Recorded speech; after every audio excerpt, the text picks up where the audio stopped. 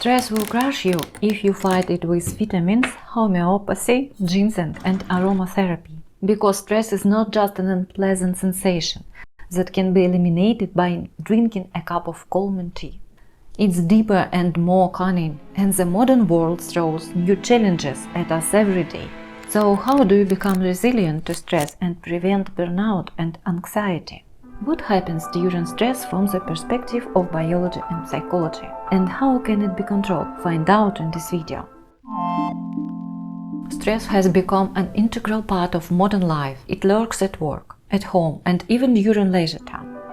Due to the constant pressure of deadlines, multitasking, and information overload, we often experience tension and anxiety. The environments, such as noisy cities and traffic jams, also contributes to increasing stress levels. But let's differentiate. There are stressors. These are things that cause us stress. And there is the stress itself. This is our psychological and physiological response to stressors. Stressor can be psychological or physical. If you are cold, you will experience physiological stress. If you had an argument with a friend, you will experience emotional stress. However, the stress itself, the body's reaction, is the same regardless of whether the stressor was physical or emotional. Such a bodily reaction can either stimulate us to new achievements or try to crush us. So, what stimulates us? Thus, stress can be short-term, medium-term, and long-term. Stress in the short term can be beneficial. For example, dousing with ice water or bathing in an ice hole is acute short-term stress. It activates the immune system by releasing adrenaline. It starts an active process of producing killer cells that destroy bacteria. Short-term stress is also an excellent nootropic with real proven effectiveness, because the release of adrenaline allows you to focus on something important and specific. There is no better way to beat procrastination than an approaching deadline. Nothing motivates you to get down to business as much as when deadlines are looming and you feel a huge responsibility for it. For example, delivering a project. But as soon as we pass all the exams, complete projects and relax, we get sick. This is because the amount of adrenaline in the body immediately collapses, and accordingly, the immune system stops working in enhanced mode.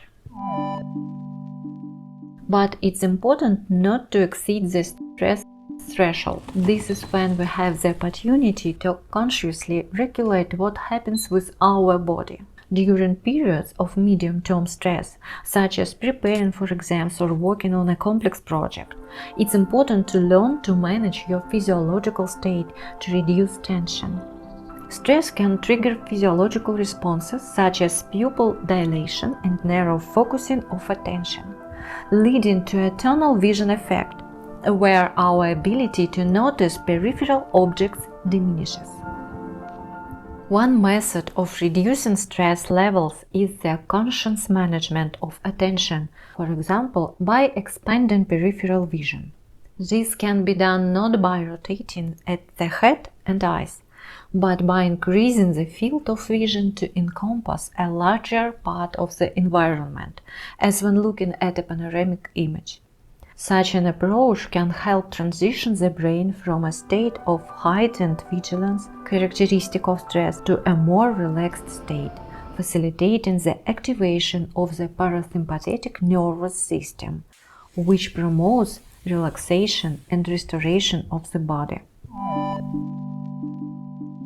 Prolonged stress is always bad. You don't need adrenaline in your body for an extended period. Adrenaline, by constricting some blood vessels and dilating others, leads to chronic hypertension and other cardiovascular system problems. But adrenaline isn't the only harmful substance. When you're subjected to stress over a long term, the level of cortisol produced by the adrenal glands remains at a sufficiently high level in the blood for an extended time. Normally, it fluctuates throughout the day and when something challenging happens, we simply adapt. Cortisol is a stress hormone produced in the adrenal cortex and plays an important role in regulating various processes in the body, including the stress response. And when this elevated cortisol circulates with the blood throughout the body for a very long time, the brain perceives it as an alarm signal and considers it as a threat to survival. Then a whole cascade of chemical reactions occurs in the body, leading to problems in all organs and systems.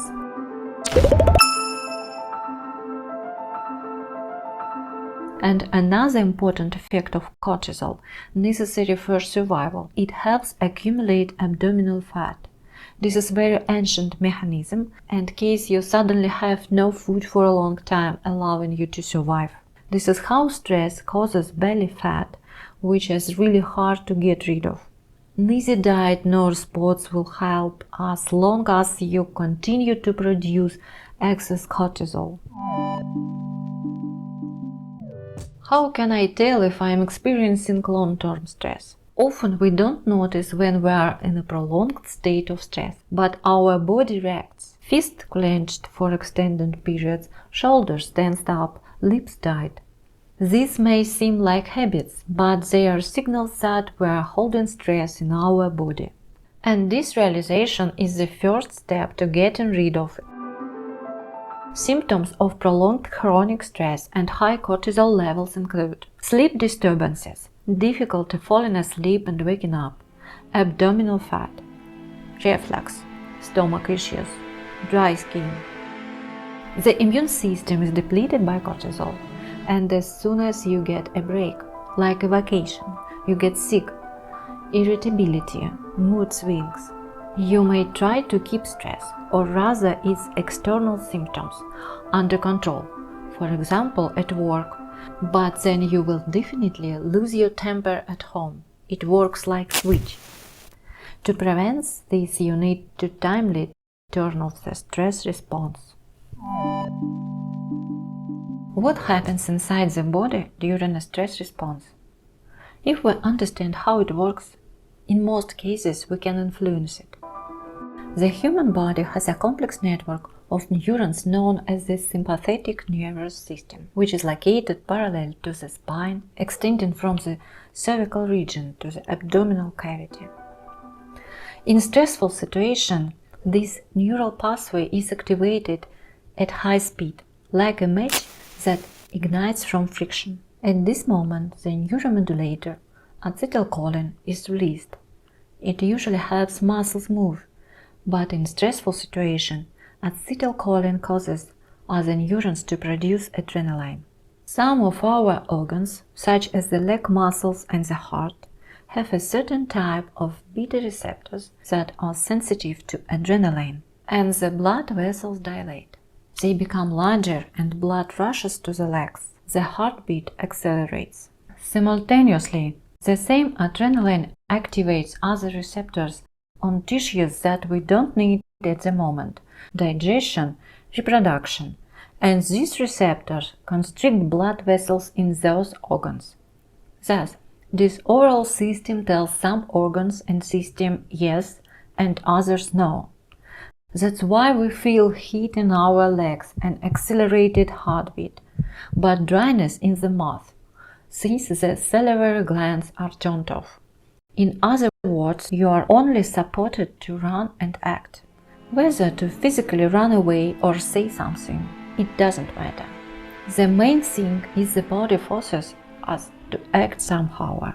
If you try to suppress the urge to move at the moment, you will feel trembling and agitation. What to do with this? To manage stress, you need to learn to work with this arousal. How can one reduce or even stop the stress response at the moment? Imagine you are going to an interview and you are very nervous. You are blushing and your heartbeat is rapid. What should you do at the moment to calm down immediately? If we simply tell ourselves, "Okay, I need to calm down," or try to calm someone else down at the moment, It will only increase the stress. Or do you decide that it's a good time to stop and meditate, but you don't have time for that, and the situation is not conducive to it? In such situations, the parasympathetic nervous system, which is responsible for relaxation and restoring balance, comes to the rescue. And one of the most accessible and effective ways to stabilize the condition is controlled breathing, which affects the heart rate through the mechanism of respiratory sinus arrhythmia. It has been scientifically proven that the duration and depth of inhalations and exhalations can influence that heart rhythm. During exhalation, your diaphragm rises, reducing the volume of the thoracic cavity, which leads to a decrease in the size of the heart. As a result, the speed of blood flow increases, and the sinoatrial node, which is a natural pacemaker of the heart, registers these changes and sends a signal to the brain about the need to reduce the frequency of heart contractions. This leads to a slowing of the pulse and feeling of calmness. On the contrary, during inhalation, the diaphragm descends, increasing the volume of the thoracic cavity and the size of the heart, which slows down blood flow and causes an increase in the heart rate. Thus, rhythmic and conscious regulation of breathing allows us to influence our state. Active inhalations stimulate and increase alertness, while longer and deeper exhalations promote relaxation. Using this method does not require special training and can be utilized at any moment.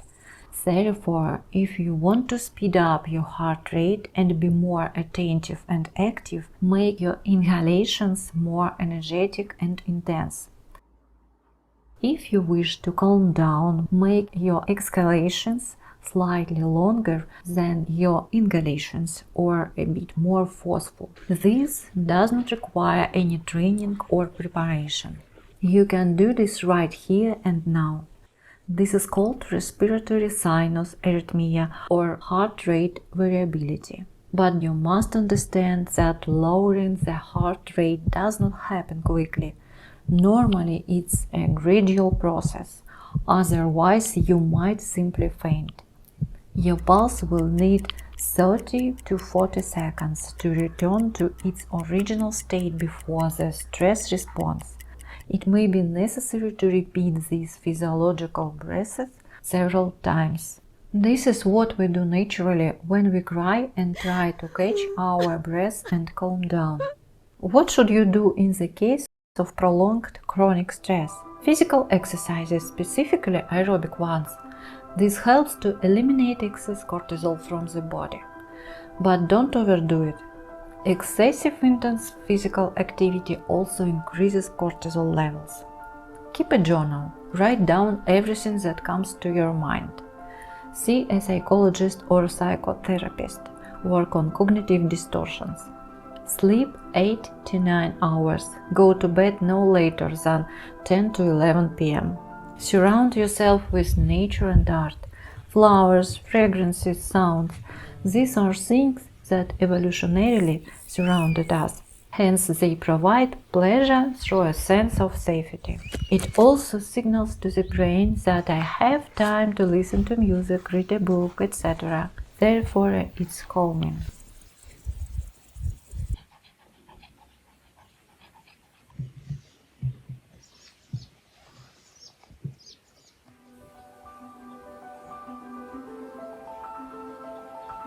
Countless events occur in the world, many of which we cannot control.